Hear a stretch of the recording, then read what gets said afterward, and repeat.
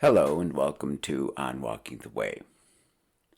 The noise and demands of this world grind our souls and saturate our minds until life begins to feel like an endless stream of pointless events.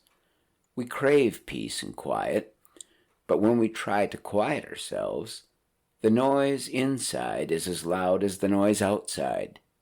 So we find a way to ease our minds and keep going. We find ways to numb that voice inside that we know we should listen to, but are afraid of, though we rarely ask why.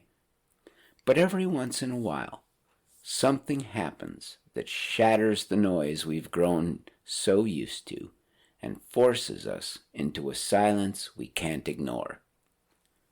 Recently, I had just such a time. My brother had died of a vicious cancer, and my wife was off visiting her cousin.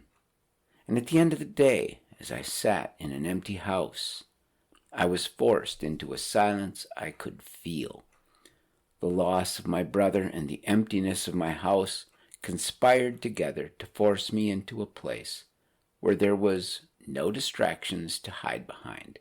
I was alone, keenly aware of my mortality, and helpless to change anything that mattered. Now, as I'm describing this moment to you, I just noticed that my AI-powered editing software is sitting in the corner of my screen with a frowny face, trying to describe the, quote, tone of my writing. But AI will never understand what I'm trying to describe today because it can't. As I sat in that silence, alone and empty, I realized something. I'm not alone, ever. As the silence lingered that day, those empty and depressing voices began to die down as well, and I heard another voice. This voice wasn't really saying much. It was just there. It was the same voice I heard but didn't hear in the woods 46 years ago on another night of naked silence.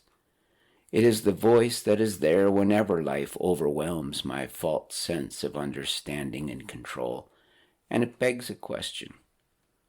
Why do I only seek this voice when I'm pushed, helpless, exhausted, frightened, or lost? Too often, and I suspect we all, live sub-Christian lives, completely unnecessarily. God is here. He's always been here, and he always will be, so why don't I choose silence over noise more often? Is it self-will?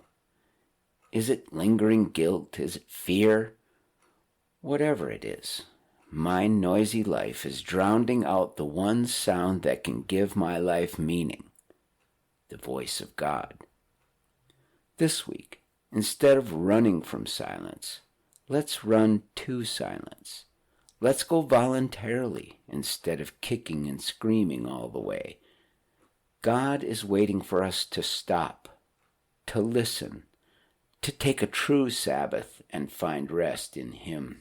Psalm 46 goes like this: God is our refuge and strength, a very present help in trouble. Therefore, we will not fear, though the earth give way, though the mountains be moved into the heart of the sea, though its waters roar and foam, though the mountains tremble at its swelling, Selah. In other words, let's pause and let that soak in. There is a river whose streams make glad the city of God, the holy habitation of the Most High. God is in the midst of her. She will not be moved.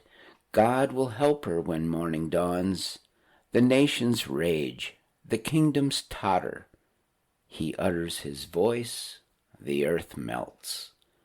The Lord of hosts is with us. The God of Jacob is our fortress. Selah. Come, behold the works of the Lord, how he has brought desolations on the earth. He makes wars cease to the end of the earth. He breaks the bow and shatters the spear. He burns the chariots with fire. Be still and know that I am God. I will be exalted among the nations. I will be exalted in the earth. The Lord of hosts is with us. The God of Jacob is our fortress. Selah. Silence is not scary when you're alone with God. Make time for some silence this week. Make some time to listen. And have a great week.